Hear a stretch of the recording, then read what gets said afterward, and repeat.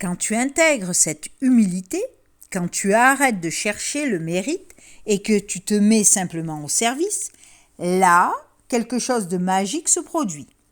Ta pratique devient plus fluide, plus juste, plus efficace, parce que tu n'es plus dans le faire, tu es dans l'être.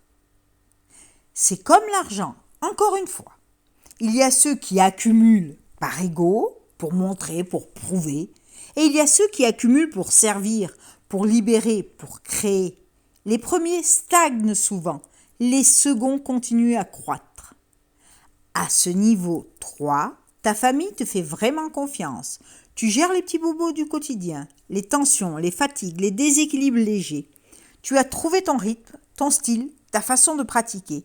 Et tu te sens bien, vraiment bien.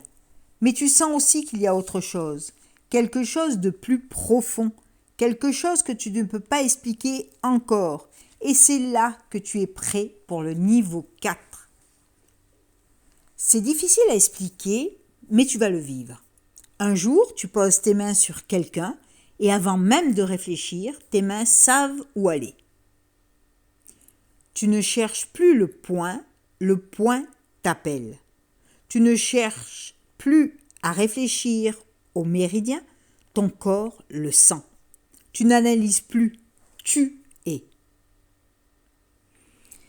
C'est l'abondance, pas une abondance financière, une abondance énergétique. Tu as tellement pratiqué, tellement donné, tellement reçu que maintenant ça coule de source, comme un musicien qui ne lit plus les notes, comme un danseur qui ne compte plus les pas.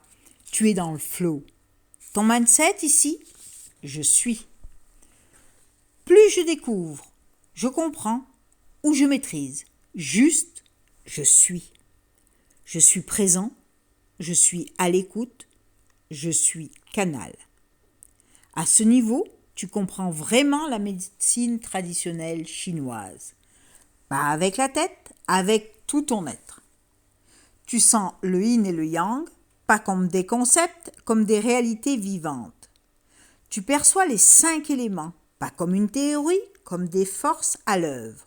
Le bois de ton fils adolescent qui pousse et a besoin de liberté, le feu de ta fille qui rayonne mais parfois s'épuise, la terre de ton conjoint qui nourrit mais oublie de se nourrir lui-même, le métal de ta mère qui a besoin de lâcher prise, l'eau de ton père qui doit préserver son énergie vitale.